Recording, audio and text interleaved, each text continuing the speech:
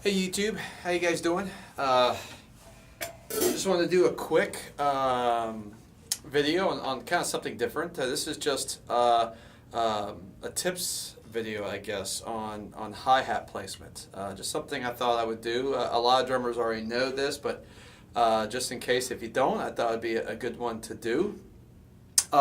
Something I've struggled or used to struggle with a lot over the years was whenever you cross your right hand over to the hi-hat, right, your left hand's underneath.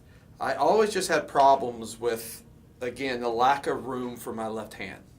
Okay, especially once I started to play busier ideas with my left hand, I just found this to be an issue. You know what I'm saying?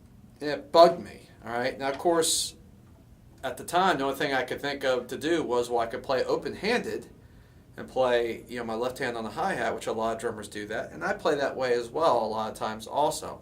But since I'm primarily a traditional grip player, part of the reason why I still play traditional grip is so I can play all those really nice finesse, subtle, ghost stroke stuff with my traditional grip left hand. So switching to this, at least fully, just didn't make sense for me. All right. So ultimately, what I ended up doing, and this is after I saw Billy Ward play. Okay, and this is years ago. All right, is I went from this, all right, to playing more kind of perpendicular, like this. Okay. So what I had to do was move my hi-hat essentially closer to the rack tom. Okay, because it was further over here, so I was kind of playing like this. And I moved it closer, and it allowed me to play with this kind of perpendicular angle here, which freed my left hand. And once I started doing that, I never looked back.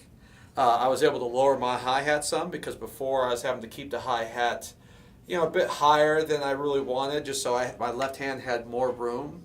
But at the same time, I was having to bring my hands up to get on top of the hi-hat, because I love doing a lot of hi-hat work. So it just wasn't working.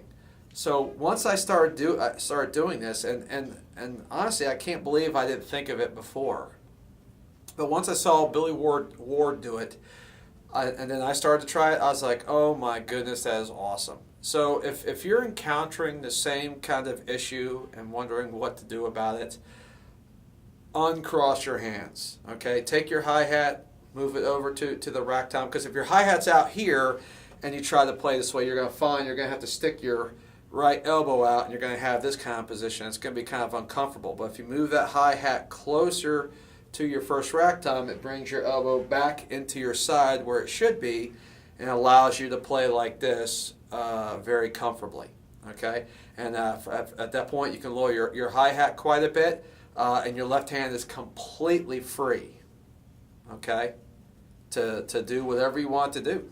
Okay, and it also makes it easier to get the left hand up to the hi-hat, as opposed to if you're crossed, you have to kind of pull your left hand out from underneath your right hand to get it up. So I've just found it to be just awesome. Okay, a lot of drummers out there already do this. So for many of you watching, this might be something you're already doing. But if you're not, at the very least, give it a shot. Even if you're comfortable playing fully crossed, give it a shot. All right, and I think I think you'll find that it's pretty fantastic and liberating. Okay, so anyway, that's it for this video. This is just a really quick tips video. I hope for some of you watching, this sets you free. All right, guys. So take care, and we'll see you soon. All right.